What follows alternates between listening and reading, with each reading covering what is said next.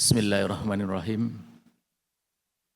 Assalamualaikum warahmatullahi wabarakatuh. Alhamdulillah, assalatu wassalamu ala rasulillah Muhammad ibn Abdullah wa ala alihi wa ashabihi wa man tabi'ahum ila yaumil qiyamah. Amma ba'd.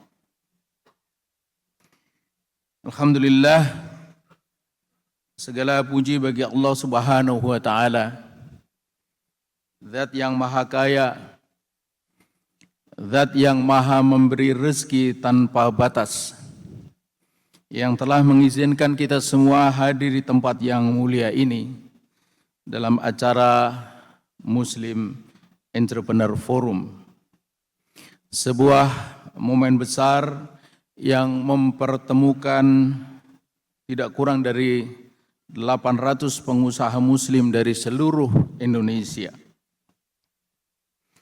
Salawat serta salam semoga senantiasa tercurahkan kepada junjungan kita Nabi besar Muhammad sallallahu alaihi wasallam, yang sebelumnya adalah seorang pedagang yang jujur, pengusaha sukses, kemudian menjadi utusan Allah, Rasulullah, sekaligus pemimpin umat yang menunjukkan kepada kita bahwa bisnis bukan hanya sekedar mencari untung, melainkan jalan menuju perjuangan, keberkahan, dan kemuliaan. Hadirin yang saya muliakan, kita saat ini hidup di zaman yang penuh dengan tantangan, ekonomi global yang bergejolak, persaingan yang semakin tajam, dan arus budaya sekularistik, kapitalistik, dan hedonistik yang seringkali dengan sangat mudah menjauhkan manusia dari nilai-nilai Islam. Namun di tengah itu semua, pengusaha muslim sesungguhnya memiliki posisi yang sangat strategis. Mengapa? Karena dari tangan para pengusaha muslim lahir bukan hanya lapangan kerja, berputarnya roda ekonomi, tumbuhnya kesejahteraan, tapi juga tumbuhnya kekuatan finansial umat. Sejarah membuktikan kebangkitan Islam di masa Rasulullah Muhammad SAW, para sahabat Khulafaur Rasyidin khususnya, tak lepas dari kemandirian ekonomi para sahabat. Di antaranya, kita semua tentu sangat ingat pada nama-nama seperti sahabat Abdurrahman bin Auf.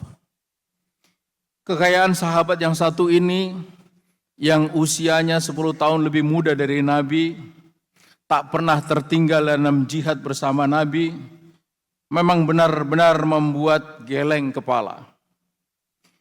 Total aset kekayaan saat beliau wafat, seperti dikutip oleh Ibnu Hajar al-Asqalani, kurang lebih 3.200.000 dinar. Dalam asumsi beliau, dalam kitab beliau, ini didapat dari informasi menurut beliau yang mengatakan bahwa saat wafat, masing-masing dari 4 istrinya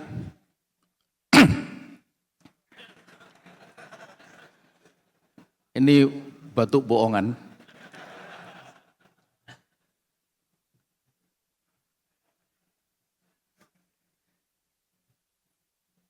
pengusaha itu adalah orang yang selalu berusaha meningkatkan aset dan omset. Cuma yang saya tidak tahu, ini wajah-wajah yang hadir di sini, apakah juga tengah berusaha meningkatkan dari yang single menjadi kuartet?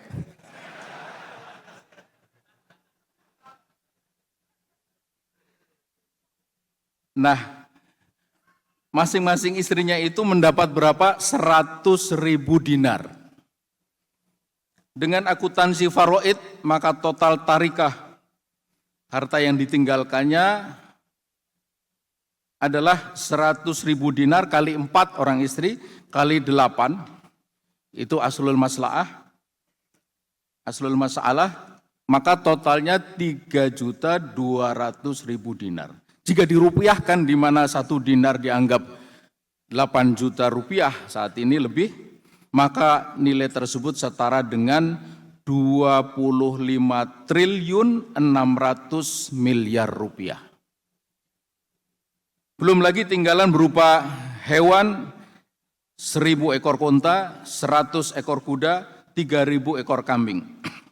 Sungguh sebuah kekayaan yang membuat kita layak bermasya Allah untuk seorang manusia yang dalam waktu yang sama telah diberitakan sebagai penghuni surga. Hebatnya lagi, saat hendak wafat, beliau berwasiat memberikan 400 dinar kepada para pejuang Badar yang masih hidup, yang jumlahnya saat itu sebanyak 100 orang. Maka jika dihitung total nilai wasiatnya menjadi 400 dinar kali 100, ada 40.000 dinar atau setara 320 miliar rupiah. Di antara pejuang Badar yang masih hidup saat itu adalah Sayyidina Utsman bin Affan dan Sayyidina Ali radhiyallahu anhu. Itu semua belum termasuk wasiat yang diberikannya secara khusus kepada para istri Rasulullah yang masih hidup dengan jumlah besar. Sampai-sampai Siti Aisyah kemudian berdoa semoga Allah menyirami Abdurrahman bin Auf itu dengan cairan nektar. Nektar atau salsabil atau madu bunga adalah cairan yang kaya dengan gula yang dihasilkan oleh tetumbuhan. Kita semua tahu selain Abdurrahman bin Auf masih ada Utsman bin Affan, Zubair bin Awam, dan masih banyak lagi yang lain. Mereka adalah para pengusaha sukses yang kekayaannya tak membuat mereka lalai dari Allah, tapi justru makin menggelorakan semangat mereka untuk berjuang bersama menegakkan agamanya. Para sahabat kaya itu menunjukkan bahwa Islam tak pernah memisahkan antara ibadah dan bisnis, antara spiritualitas dan kerja keras, antara masjid dan pasar, antara semangat achievement dalam bisnis dengan ketaatan kepada Allah, dan tentu saja antara tujuan mencapai hasanah di dunia dengan hasanah di akhirat.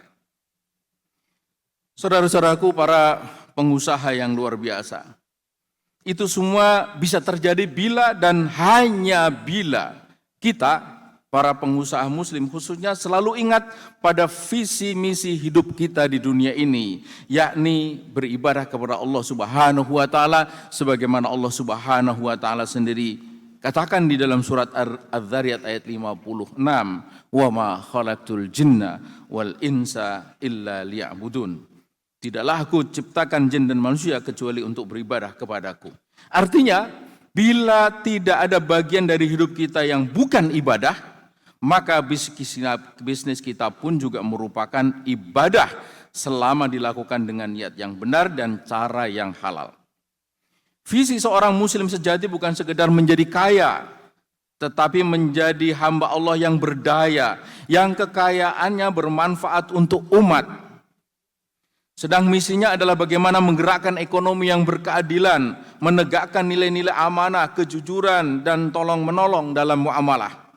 Oleh karena itu, kita perlu menanamkan kesadaran bahwa kesuksesan sejati bukan diukur dari besarnya laba atau berlipatnya aset, tapi dari seberapa besar keberkahan dan maslahat yang dihasilkan. Hadirin yang saya hormati, dalam dunia modern yang serba cepat ini seringkali orang dengan mudah tergoda untuk menempuh jalan pintas demi meraih keuntungan besar. Tapi pengusaha muslim harus berbeda. Rasulullah SAW mengingatkan kita semua dalam hadis riwayat Tirmizi, "At-tajirus saduqul amin," pedagang yang jujur dan amanah, "ma'an nabiyina wasiddiqina wasyuhada," akan bersama para nabi, siddiqin dan syuhada. Hadis ini bukan sekedar penghargaan moral, tapi sesungguhnya merupakan panggilan spiritual. Ia mengingatkan kita semua bahwa kejujuran adalah modal terbesar dalam bisnis. Amanah adalah fondasi kepercayaan dan integritas adalah ruh dari kesuksesan jangka panjang di dunia hingga tiba di akhirat. Kita boleh membangun perusahaan sebesar apapun, tapi kalau pondasinya bukan nilai Islam, maka itu rapuh. Apalagi bila bisnis itu justru membawa kita pada kekufuran dan penyimpangan sebagaimana yang dilakukan oleh Qarun. Maka itu semua menjadi tidak punya nilai apa-apa di hadapan Allah. Sebaliknya, meski kecil, bisnis yang dijalankan dengan niat dan cara yang benar, dengan kejujuran dan keikhlasan akan mengundang keberkahan yang besar. Saudara-saudaraku, para pengusaha muslim yang luar biasa. Satu hal yang harus kita selalu sadari adalah bahwa peran pengusaha muslim tak berhenti di meja bisnis saja. Kita juga mempunyai tanggung jawab sosial dan politik untuk membawa perubahan menuju masyarakat yang lebih adil, beradab, maju dan mulia sesuai dengan ajaran Islam. Sejarah menunjukkan bahwa peradaban Islam dahulu bangkit selain karena kekuatan akidah, pemikiran dan perjuangan politik, juga karena kekuatan ekonomi umat yang mandiri. Dulu para saudagar muslim menjadi sponsor utama dakwah, pendukung pendidikan, penyebar peradaban dari Andalusia hingga Nusantara. Di Indonesia sendiri banyak tokoh bergerakan kemerdekaan yang juga adalah seorang pengusaha. Kita mengenal nama-nama seperti Kiai Haji Samanhudi dan lainnya yang dengan kekayaan dan jejaring bisnisnya mendukung perjuangan bangsa. Semula ia mendirikan Syarikat Dagang Islam untuk melawan kebijakan Belanda yang merugikan ekonomi pribumi. Tapi kemudian bersama teman seperjuangannya Haji Omad Said Cokroaminoto merubah organisasi itu menjadi Syarikat Islam. Tujuannya bukan hanya terkait soal bisnis dan ekonomi, tapi lebih luas daripada itu, yakni melakukan perlawanan terhadap penjajahan dan meraih cita-cita kemerdekaan. Maka di era kini, pengusaha muslim harus kembali mengambil peran itu. Kita tidak boleh hanya menjadi penonton dalam dinamika sosial dan politik negeri ini, yang karena disibukkan oleh ikhtiar untuk meningkatkan omset dan aset. Kita harus juga menjadi penggerak perubahan, bukan dengan slogan, tapi dengan perjuangan, kesungguhan, keteladanan, ketabahan, kontribusi nyata, dan kemandirian ekonomi. Ekonomi yang kuat akan menjadi salah satu faktor penting yang akan melahirkan kedaulatan, yang dalam bahasa Robert Kiyosaki disebut dengan istilah financial freedom, kebebasan finansial. Apa itu kebebasan finansial? Kata Kiyosaki, jika kita bisa membeli apapun tanpa halangan dan kita bisa pergi kemanapun tanpa hambatan. Satu gagasan yang sepenuhnya sangat kapitalistik bahkan hedonistik. Kita tentu tak ingin memiliki financial freedom atau financial sovereignty untuk kepentingan itu. Tetapi sangat banyak kita mencatat orang takluk secara politik dan ideologi oleh karena ketergantungan ekonomi. Kedaulatan ekonomi ini menjadi fondasi bagi lahirnya tatanan sosial politik yang sesuai dengan nilai-nilai Islam, nilai-nilai keadilan, amanah, rahmah bagi seluruh umat manusia. Para pengusaha muslim yang saya muliakan, forum ini MEF Muslim Entrepreneur Forum dengan demikian tidak boleh menjadi sekedar tempat bertukar kartu nama atau peluang bisnis. Lebih daripada itu, ia adalah wadah untuk membangun sinergi perjuangan dan keberkahan. Oleh karena itu, marilah kita jadikan forum ini sebagai ruang lahirnya kolaborasi yang bukan hanya menguntungkan secara finansial, tapi juga menguatkan dakwah, pendidikan, dan kemandirian umat. Dari sini, kita berharap lahir generasi pengusaha yang berani bersaing di pasar regional, nasional, syukur juga pasar global.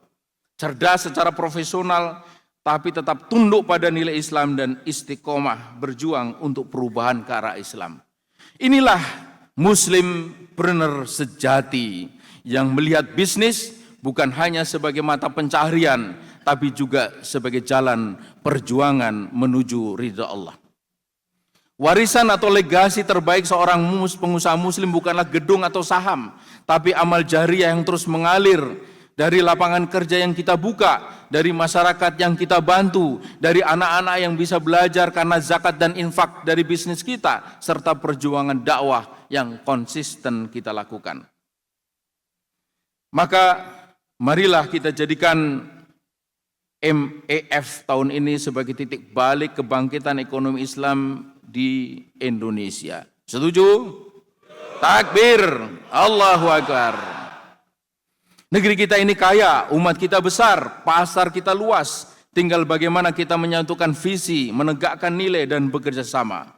Mari kita jadikan diri kita bukan hanya sebagai pengusaha yang sukses di dunia, tapi juga pengusaha yang kelak insya Allah tersenyum di hadapan Allah karena bisnisnya telah menjadi jalan dakwah dan menghantarkannya ke dalam surganya. Akhirnya saya ingin menutup sambutan ini dengan mengutip apa yang Allah Subhanahu wa taala sampaikan kepada kita semua dalam surat Al-Qasas ayat 77. Wabtaghi fima ataqallahu daral akhirah. Dan carilah pada apa yang telah dianugerahkan Allah kepadamu kebahagiaan di negeri akhirat. Wala tansa nasibaka minad dunya, dan janganlah kamu lupakan bagianmu dari kenikmatan dunia.